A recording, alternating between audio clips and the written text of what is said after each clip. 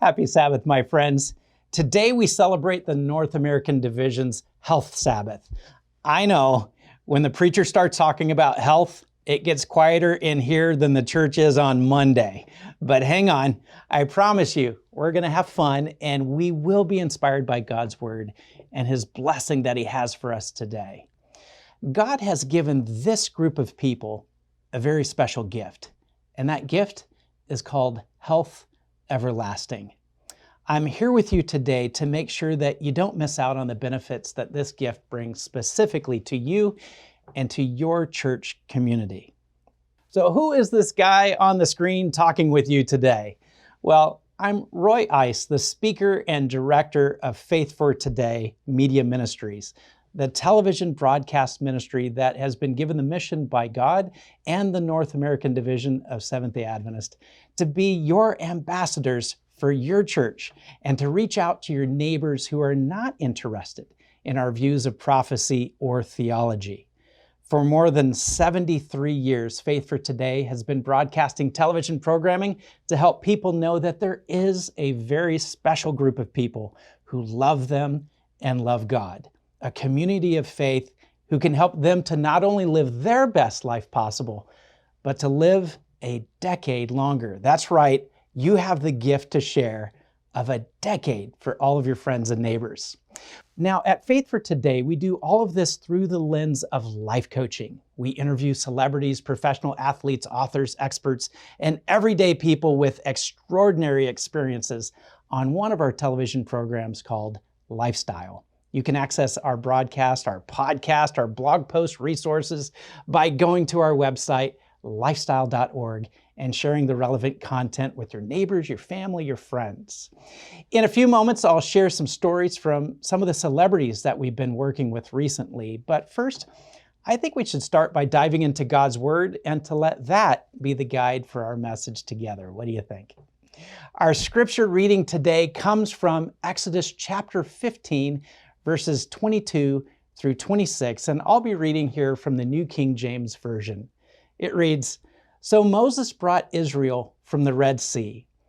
Then they went out into the wilderness of Shur, and they went 3 days in the wilderness and found no water. Now when they came to Marah, they could not drink the waters of Marah, for they were bitter. Therefore the name of it was called Marah. And the people complained against Moses, saying, 'What shall we drink?' So he cried out to the Lord, and the Lord showed him a tree. When he cast it into the waters were made sweet. There he made a statute and an ordinance for them, and there he tested them and said, 'If you diligently heed the voice of the Lord your God, and do what is right in His sight, give ear to His commandments and keep all His statutes, I will put none of the diseases on you which I have brought on the Egyptians, for I am the Lord who heals you.'" Oh, what a great promise. I have a question for you today. Have you ever experienced the worst of times right on the heels of the best day of your life? Isn't that how it typically happens? You get some really great news, and then bad news seems to come quickly right after. It seems to be life's formula. That truly seems to be the formula for the children of Israel here, right after they have been freed from their slavery in Egypt. They were cynical. Life seems to try to make all of us cynical. The good is announced, but bad takes the stage. I'll never forget one of the first experiences that threatened to make me a cynic. I was only 9 years old, and we got the most exciting letter in the mailbox. "You have won," it said in big fat letters. Inside the envelope, our blessings were spelled out in even more dazzling details. "You are guaranteed to be the winner of one of the following prizes. Number 1, a boat. Number 2, a brand new Cadillac. And number 3, a big screen TV." Now, my 9-year-old face couldn't stop smiling. Surely God was blessing my family for our faithful devotions, or for going to church every Sabbath, or for being faithful with our tithes and offerings. He obviously was blessing us for doing all three. This would go down in my childhood memories as one of the happiest days of my life. We had never won anything in my lifetime. We were broke. We barely had what we needed, but never had much more. Had life just taken a turn for the better for my family? We loaded up our old station wagon and we drove 45 minutes up the road to the address listed to pick up our boat or Cadillac or big screen TV. Upon arriving, I immediately scanned the parking lot to see if our boat or Cadillac were still there, but I couldn't see either of them. Perhaps we had won the big screen TV. How were we ever going to get that TV into our car? Those things back then were more massive than a china cabinet. Maybe Dad would have to strap it onto the roof of the car. Our whole family walked into the bustling office and were immediately ushered into a side room. When we waved our winning letter at the receptionist, she said, "Yep, that's where you need to go." The funny thing is that I remember the man who spoke in that room with my parents for 30 minutes, and he never once talked about our boat or our Cadillac or big screen TV. He just kept going on and on about what a great deal it would be for my parents to buy a membership to their campground franchise.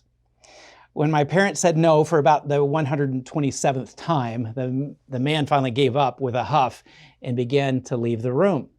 Well, my folks held up the letter and held it out to him and said, "Well, what about our prize? It says right here that we won one of these 3 prizes." "That's true," he said gruffly. "Let me go get it for you." So we waited, and we waited several minutes for him to come back, but he never did. So we left the little room to go see if he had forgotten about us.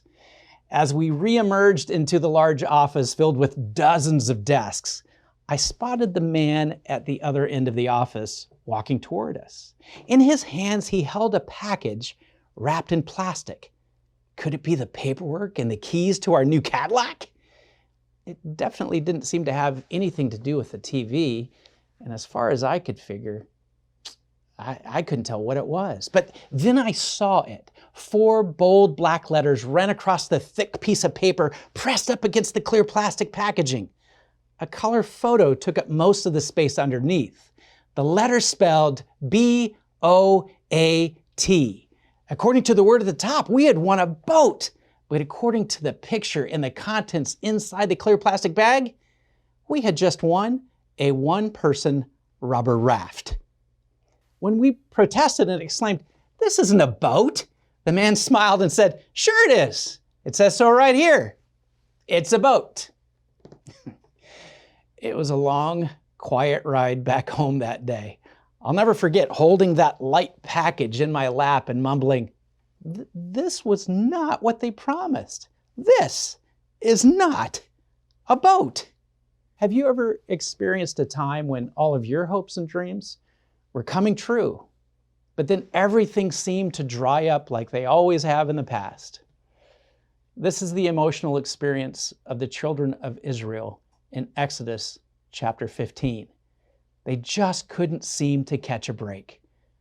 The scorching sun had beat down on the vast desert, casting its relentless heat upon the exhausted Israelites who journeyed through the wilderness. The weary wanderers of Israel trod through the arid sands, their spirits as parched as their cracked lips. Just 3 days ago, they had escaped the clutches of Pharaoh and his oppressive rule. They had crossed the Red Sea and had witnessed a deliverance that only God could have brought. But now they faced a new trial, the harsh conditions of the desert. As the days stretched on, their water supply began to dwindle, leaving dry throats and aching bodies in its wake. Each step seemed heavier than the last, and as the days continued, their water supply dwindled, leaving behind a desperate thirst that gnawed at their very souls. The journey at last had led them to Marah, an oasis that promised the relief they were longing for. Their spirits lifted at the sight of water, but then their hopes were soon dashed as they realized the water was bitter, undrinkable, and foul. Murmurs of discontent spread through the camp, and desperation settled upon them like a heavy cloud. Perhaps today we can relate to the experience of these exhausted and frustrated children of God more than we wish that we could. Possibly you are frustrated because we've just come out of a couple of years of the pandemic lockdown and you had high hopes for things to get better, your finances to improve, your relationships to flourish, your job to get back to normal, your health to get stronger. But instead of refreshing and improvement, you are experiencing a bitter reality. What do you do when all your sweet hopes are dashed by the bitter waters of reality? Where does your mind go first? Frustration, resentment, hopelessness, or despair? Do you get very quiet, or do you have outbursts of anger? Unfortunately for Moses, the children of Israel verbally let him have it. So Moses knelt on the sandy ground, his heart burdened with the cries of his people. He lifted his eyes to the heavens and he sent a fervent prayer to the God who had guided them thus far. The Israelites gathered around him, their faces etched with frustration and exhaustion. They mirrored Moses' anguish with their downcast faces and whispered fears. "Oh Lord," Moses' voice rang out, raw with emotion. "You who have delivered us from Egypt's chains, do not let us perish in this wilderness. We are thirsty. Lord, our throats are parched and our spirits faint. Pour out your mercy upon us, we implore you." As the last echoes of Moses' prayer faded away, a miracle unfolded before their very eyes. A soft whisper of wind swept through the desert, and the waters of Marah began to stir. God spoke to Moses by showing him something that didn't seem to fit the problem. The problem was the water, but God showed Moses a tree. Has that ever happened to you? You have a problem and you ask God for a solution, but He shows you a tree. He shows you a solution that doesn't seem to fit the problem. There are many people in our communities who are thirsting for an answer to their heart's longings, and when God shows them the solution, it is not going to make sense to them. Do you want to know why? Well, it's because God is going to show them you. You are the representative of God and His presence in this world that is so dry and harsh and bitter. Now, I have a really fascinating job. I get to interview celebrities and notable people to help the world know that the Adventist Church cares about them and that we want everyone to live their healthiest lives. Well, one day in the TV studios, I had just finished interviewing one of the world's top voiceover actors. I would share his name, but I don't have his permission to share this private conversation. But nevertheless, I can share this. While we were shaking hands before he left, I thanked him for all of the laughs that he had brought to me, especially during my first 2 years of work right out of college. I told him of my 14-hour workdays, 7 days a week. I shared how when I arrived home late at night that I would be deeply stressed by listening to all the problems of the people that I had just heard during my pastoral visitations. The one thing that really helped to snap me out of the weight of all of this was to switch on the TV when I got home late at night and to watch the half-hour cartoon show that he helped to bring to life with his hilarious voices. I couldn't help but laugh all of my stress away. After that, I could have my evening devotions with a smile on my face and then drift off to a solid, peaceful night's sleep. A huge smile curved his face as he exclaimed, "Wow, thanks for sharing that. It feels really good to have made that difference for you." And he said, when did you graduate from college? I told him, 1993. 1993? How old are you? He asked me, obviously confused. I'm over 50, I said. What? I thought you were 35. Yeah, I reassured him. That's because I'm a member of the Blue Zone. I'm going to live 10 to 14 years longer than you. The Blue what? He was really intrigued. But of course, right then, our next celebrity guest had entered the studio, and it was time for us to begin filming the next episode of Lifestyle. So I said to him, "It's called the Blue Zones, and the people of these communities outlive their neighbors. There are 8 common practices that can bring longevity into your life as well. And look, I've got nothing to push here, but if you'd like to hear more, here's my personal cell phone number. Give me a call and I'll tell you all about it. What a natural way that God opened up for me to talk with this man about our community of faith. People truly are curious about our God-given blessing of longevity. I'm not sure if all of you who are present have heard of the Blue Zones before, but I guarantee you're going to love what you're about to hear. In 2004, New York Times bestseller Dan Buettner teamed up with National Geographic and the world's best longevity researchers to identify pockets around the world where people live measurably longer, healthier, and happier lives. They called them Blue Zones. Now, I was fortunate that in 2016, when I still worked at Loma Linda, I was asked to interview Dr. Buettner and Dr. Michael Poulain, 2 of the 3 founders of the Blue Zone areas. In these Blue Zone areas, they found that people reach age 100 at rates 10 times greater than the average person in the United States. Do you want to know why they call them the Blue Zones? Well, I asked them, and they said that while they were charting all this longevity data on the large maps, they began to circle these zones with a marker that was within the reach. That marker just so happened to be a blue one. Had it been a red or a green marker, voila, the name would have been a different color. And now you know the rest of the story.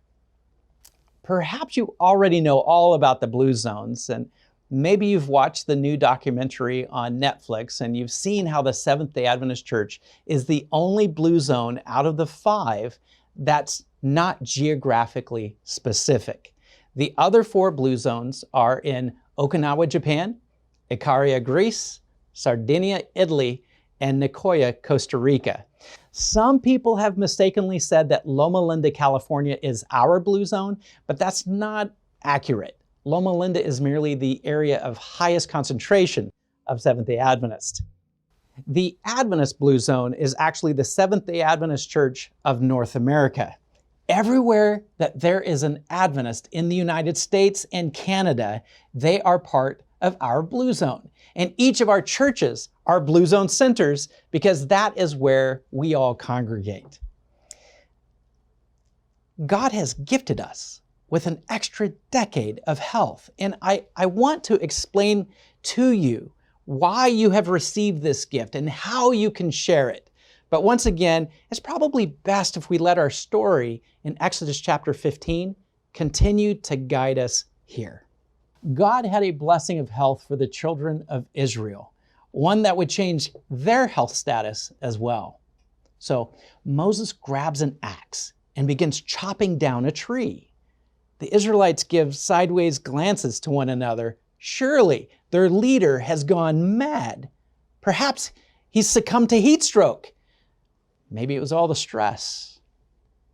He continues to hit the tree. The trunk groans as the last fibers give way, and the tree crashes into the water, sending a mist high into the scorching air. Moses, trembling with anticipation, drops to his knees once again and dips his hands into the waters, bringing it to his lips. The taste, oh, the taste! It was as if the very essence of grace was trickling down his throat, soothing the weariness of his journey and filling his heart with wonder.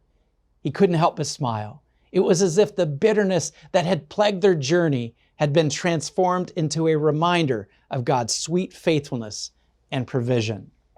A most wondrous transformation had occurred. The once bitter water had turned sweet and pure. The Israelites watched in awe as the water sparkled like a precious gem, inviting them to partake of its newfound sweetness.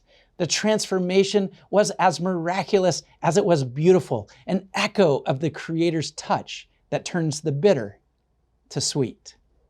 Word spread rapidly through the camp, and soon the entire community rushed to the shores of Marah. Laughter and joy replaced the earlier discontent as men, women, and children quenched their thirst from the miraculously healed waters. Laughter bubbled forth, and songs of praise flowed from their lips. that had only recently murmured discontent. They all cupped their hands to drink from this miracle, their faces radiant with gratitude. They marveled at the undeniable power of their God, who had turned their hardship into a testimony of His love.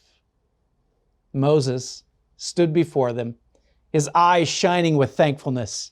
God moved upon Moses again, and God spoke this promise as recorded in Exodus chapter 15, verse 26. If you diligently heed the voice of the Lord your God and do what is right in His sight, give ear to His commandments and keep all His statutes, I will put none of the diseases on you which I have brought on the Egyptians, for I am the Lord who heals you. Did you catch that? God has a promise for His people. He wants to bless you with His protection from diseases and to be the God who heals you. Longevity researchers around the world are trying to figure out how it is that you are living a decade longer than your neighbors. And the Bible tells us right here the reason why. You are diligently heeding God's voice and doing what is right in His sight. Many people may question why you do or don't do certain things, especially when it comes to your health, but it's all for this blessing. And I want to talk to you now about the blessing of God on the Seventh-day Adventist Blue Zone. According to the longevity researchers, Adventists tend to follow 8 common practices which have been scientifically found to help you completely defy our national statistics. I'll put the 8 practices right here on the screen. The first one is move naturally. Second, purpose. Third one, downshift. The fourth is 80% rule. The fifth is plant slant. Sixth, right tribe. 7, loved ones first. And 8th, belong. Now, I'm going to go into detail about these in a moment. Here's how they bring you health everlasting. The first one, move naturally. You might be wondering what that means. The Adventists understand the importance of staying active. We integrate movement into our daily lives. We walk, we garden, we find joy in physical tasks. This simple practice adds a remarkable 3 to 4 years to your lives. The second, purpose. This is a strong sense of purpose which drives the Adventist community. Our faith fuels our desire to contribute and make a difference in the world. Did you know that having a purpose has been linked to 2 to 3 additional years of life? It's like having a bonus time to fulfill your dreams. The third is downshift. And downshift means something like this. You probably know this. Stress is a silent killer, but it shouldn't be for us. We're called to practice relaxation by embracing prayer, and we engage in meaningful conversation, which adds a peaceful 2 to 3 years to our journey. I'm going to pause this Blue Zone practice for a moment because this is the one that threatens our Blue Zone status the most at this time. All of the Blue Zones are teetering on the edge of losing their status for their own reasons. Did you know the Okinawa, Japan Blue Zone is in danger today because of furniture? That's right, furniture. Young people are purchasing furniture and sitting on it. The older generation sat on the floor and would get up and down as many as 100 times a day. And that really helps to build up their core strength. But furniture is making the younger generation less fit. And because of that, they may lose their Blue Zone status within this generation. For the Adventist Blue Zone, we have a different enemy: never-ending stress. The reality is that every single one of us needs to figure out how to manage our ongoing stress. In ancient times, when our ancestors like Abraham, Moses, and David lived more nomadically, stress to them was not ongoing. It was always in short bursts of stress. A lion or a tiger was close by and they had to run away. In our modern times, you undoubtedly face multiple demands each day, such as taking on a huge workload, paying bills with limited funds, taking care of your family. Your body treats these so-called minor hassles as threats. And as a result, you may feel as if you're constantly under attack. Researchers from the Mayo Clinic have revealed what happens in this ongoing stressful condition. They say that your hypothalamus, a tiny region at your brain's base, sets off an alarm system in your body. Through a combination of nerve and hormonal signals, this system prompts your adrenal glands, located atop your kidneys, to release a surge of hormones, including adrenaline and cortisol. Adrenaline increases your heart rate, elevates your blood pressure, and boosts energy supplies. Cortisol, the primary stress hormone, increases sugars in the bloodstream. It enhances your brain's use of glucose and increases the availability of substances that repair tissues. Now, this sounds like a good thing, doesn't it? Well, it's not, and here's why. Cortisol also curbs functions that would be non-essential or detrimental in a fight or flight situation.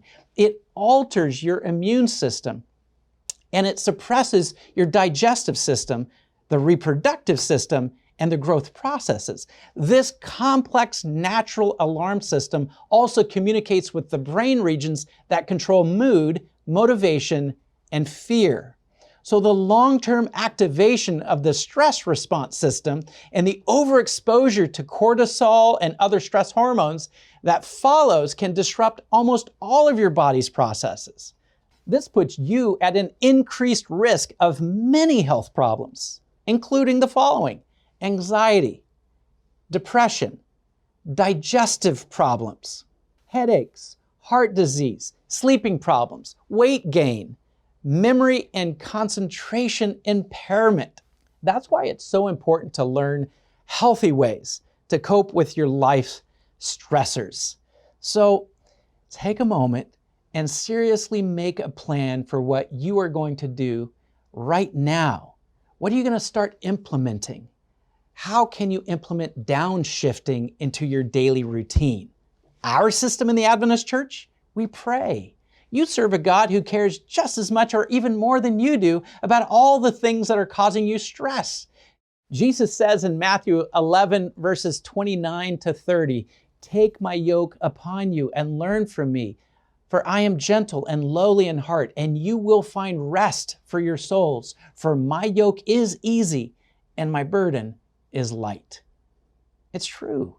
You don't have to carry around your stress. Give it all to God in prayer and find rest for your soul. Now, the fourth practice of the Adventist Blue Zone is called the 80% rule. The Adventists follow an age-old adage of eating mindfully and stopping at 80% full. And this practice not only nourishes our bodies, but also adds a delectable 2 to 3 years to our lifespan. The fifth area is plant slant. We're known for this. Our diet is predominantly plant-based, rich in nutrients and antioxidants.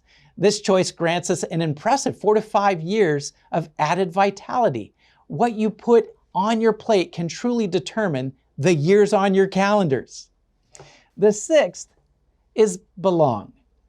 Community, faith, and connections are paramount for us. Did you know that the act of going to a religious service 4 times a month can add between 7 to 14 years to a person's life? That's right, inviting your friends and neighbors to church is one of the best things you can do for their longevity. Talk about a great sales pitch. You want to enjoy seeing your great-grandkids?